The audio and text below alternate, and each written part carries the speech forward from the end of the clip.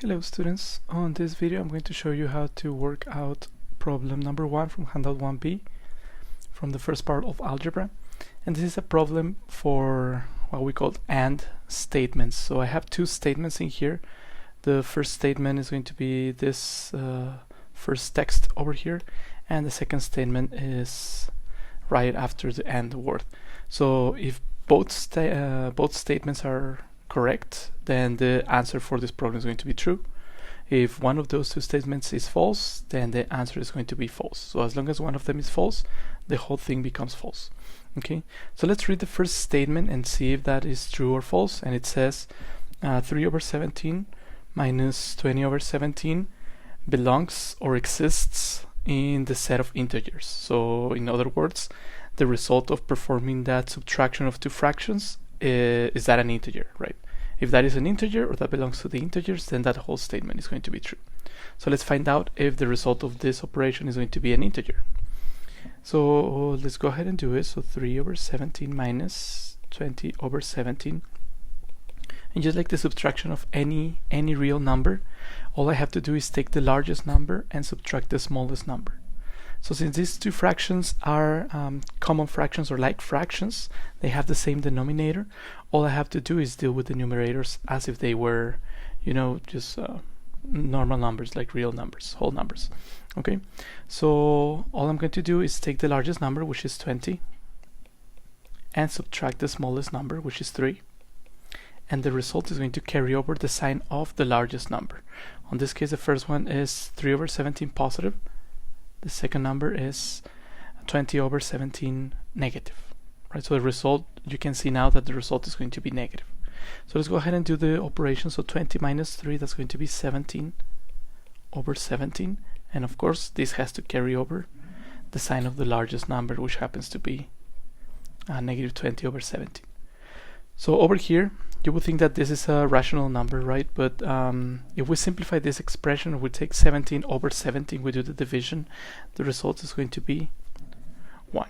So this is the result of performing this subtraction of those two fractions. So is this negative 1 an integer? And the answer is yes, right? That number belongs to the integers, since the integers are 0, 1, 2, 3, keeps going, and also the negatives, right? And it keeps going.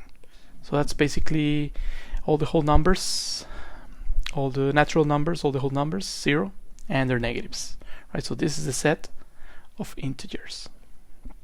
And we can see that negative 1, it is part of the integers. So that means that the first statement, this is going to be true. Okay. Now, since that's true, I have to perform the second statement and see if this statement is also going to be true. If this is true, then the whole answer, or the answer for the whole problem, is going to be true. If the last statement is false, then the answer for the whole statement is going to be false. Okay, so let's go ahead and take a look at that. And this says the value of 14x squared times x plus 3 minus 14 times x plus 3 times x squared for x equals 100 is 0. So if I substitute 100 or 100 in all of these x's and the result is 0, then this statement is true. Okay, so this is what we're going to do. So that would be the way that you would do any other problem. But there's an easier way to approach this problem if you know about commutative property, associative property, distributive property. Okay, so let me rewrite this expression really quick over here. So that's 14 x squared x plus 3 minus 14 x plus 3 and x squared. Now, first of all, can you see that this number, whatever this number is, and this number are the same number? They are actually the same number, and I'm going to prove that to you right now in a second, right? So for the first factor, excuse me, I have a 14 over here that is multiplying an x squared that is multiplying an x plus 3, and I have the exact same thing on the second factor, right? I have a 14 that is multiplying an x squared that is also multiplying x plus 3. So those two numbers, those two things are the complete same number. If I do commutative property to this term over here, which means it doesn't matter which way you are doing the multiplication, as long as you're multiplying everything right, you can reorder all of these factors any way you want, as long as you're carrying over the multiplication normally. So if I rearrange those, I can put the 14 first, and then I can put the x squared, and then I can put the x plus 3.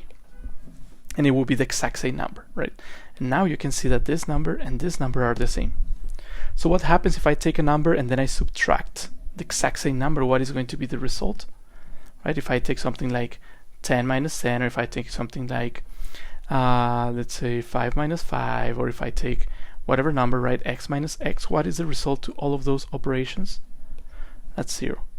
Okay, so if I take this number and I subtract the exact same number, the result is going to be 0, right?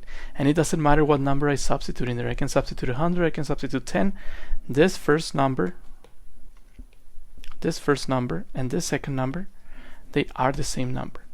Okay, so let's say that it's not quite clear yet.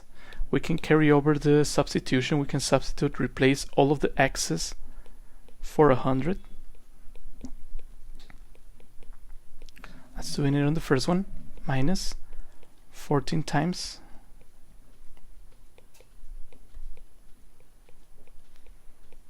100 squared.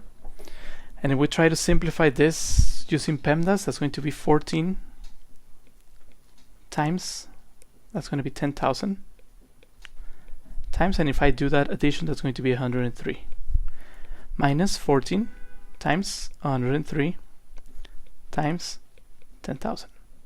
Can you see that those two numbers are the same now? Right? If you do, can you see it now? Can you picture it now? I have a 14, I have a 10,000, and I have 103, and they're all multiplying. So if I carry over or I perform those multiplications, I'm going to get the same number minus itself. So the result of this operation is going to be 0. Right?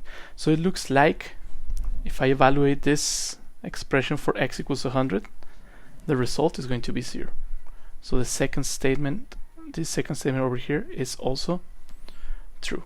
So the final answer for this problem is going to be true. Since the first statement is true, the second statement is true, then the whole problem is going to be true. Go ahead and let me know if you have any other questions, and make sure to subscribe to the channel.